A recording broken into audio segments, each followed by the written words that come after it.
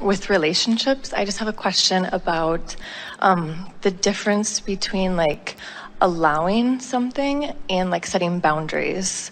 Like the difference? Well, like for me, I guess like in relationships, it's hard for me to like, I say, oh, I'm going to allow things to happen, but I think I get confused with like setting boundaries with people and well, here's the thing. Setting any kind of a boundary, what I don't want. This is a universe that's based upon attraction. There's no exclusion. So when you say yes to something, you're calling it to you. When you say no to something, you're calling it to you. So all of those boundaries, this is one of the most important things to understand about this business of where you stand vibrationally, is that whether you're saying, I want that not, is the same thing as saying, I'm making myself vibrationally available to this thing I do not want. So allowing is allowing. Here's the distinction. Allowing what? And we just talked about this in the most clear way ever so far. Allowing what? Allowing my vibrational alignment with my vortex, period. That's what you're allowing. So you have to understand that. So like in the carving out of a relationship, as you have something that you don't like, you put into your vortex a vibrational version of what you do like.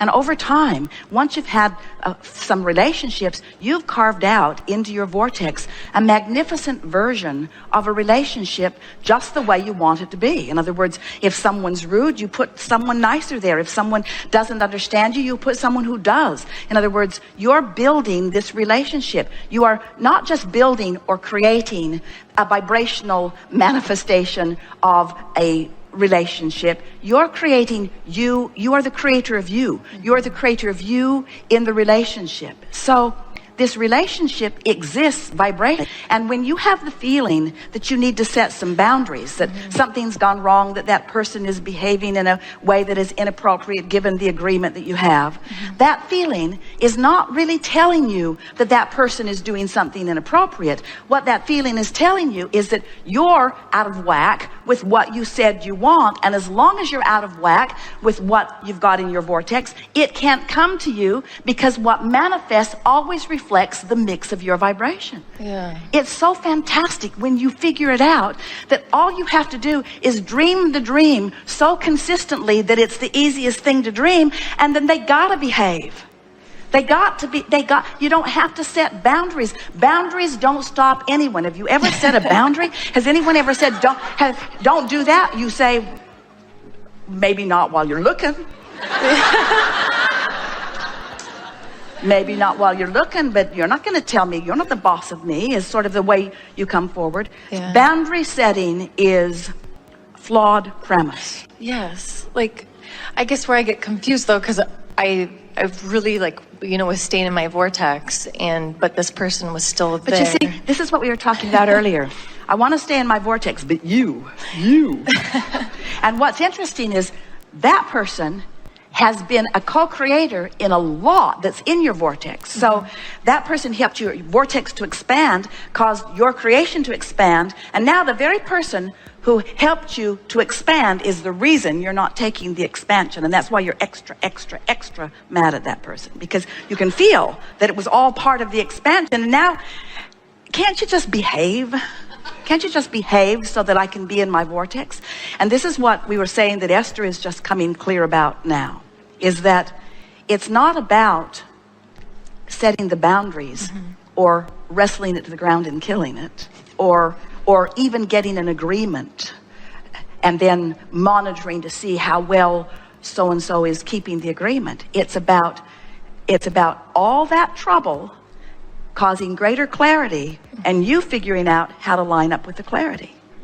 And what has to happen is your relationship with your vortex has to trump everything. Has to be more important than everything.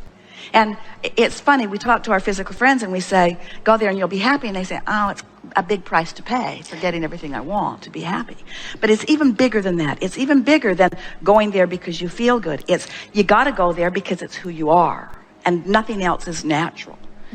Nothing else is natural. And we think it is a pretty good ulterior motive that when I align with who I really am, that then I'll get to witness manifestations evolving to satisfy what I've been putting there. So let's spell this out even more clearly.